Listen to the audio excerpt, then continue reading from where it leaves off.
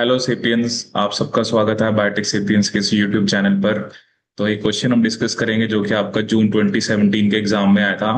ठीक है, तो दैट वाज इसके अंदर ब्लड ग्रुप और जो डिजीज है उस दोनों कंसेप्ट को यहाँ पे मिक्स किया हुआ है।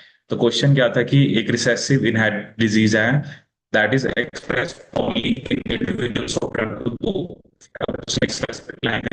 कि जो डिजीज है वो सिर्फ उन्हीं इंडिविजुअल्स होते हैं जिनका ब्लड ग्रुप ओ है and not expressed in blood groups A B और ए बी। ठीक है, alleles controlling the disease and blood group are independently inherited. इसका मतलब क्या कि जो एलील डिजीज को कंट्रोल कर रही है और जो ब्लड ग्रुप को कंट्रोल कर रही है they are on different chromosomes. ठीक है, a normal woman with blood group A and her normal husband with blood group B already had one child with the disease.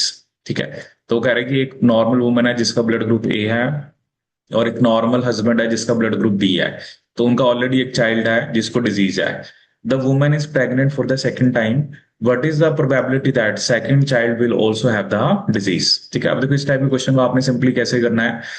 अब दोनों नॉर्मल है तो बट ऑलरेडी उनका एक चाइल्ड है जिसको डिजीज है, तो दोनों का जीनोटाइप आप कैपिटल स्मॉल ए ले सकते हो।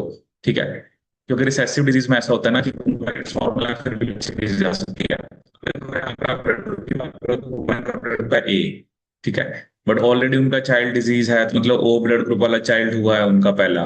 तो वुमेन का जीनोटाइप ये होगा और जो मैन है, जो हस्बैंड है, उसका जीनोटाइप ये होगा।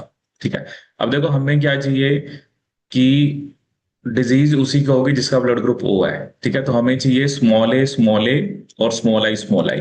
ठीक है, अब जैसे आपने पढ़ा ही है कि जब हमने क्रॉसेस जनरल पढ़ते हैं कि कैपिटल स्मॉल ए को आप कैपिटल स्मॉल ए से कराओ तो 1/4 चांसेस हैं स्मॉल ए आने के।